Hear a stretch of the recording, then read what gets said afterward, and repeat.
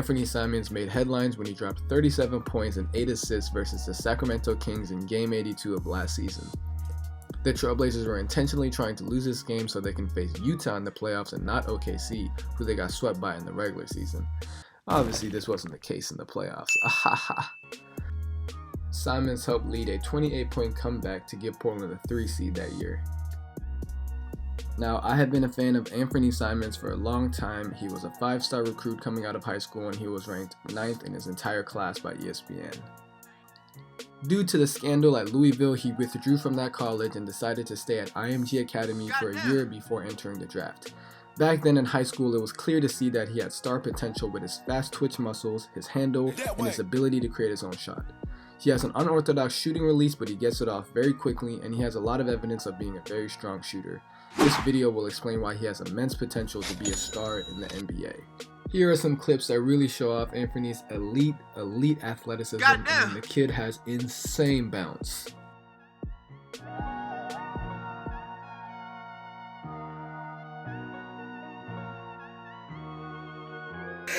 Look at the top of his head! Now just imagine if there was a 21-year-old prospect in the upcoming draft that had bounce like this with all of the skills that Simons possesses. Oh my god! Goddamn!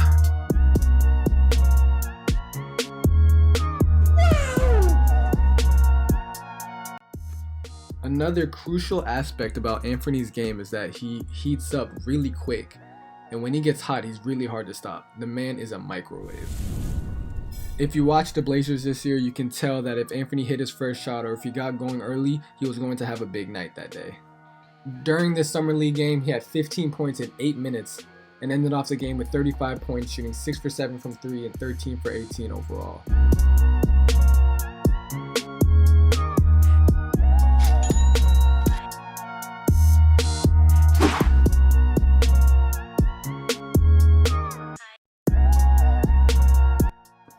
I know a lot of people might point to Anfernee Simons' current year stats and say that they're not that good, but if you look at this, you can tell he is a talented player. He just needs time to refine his game.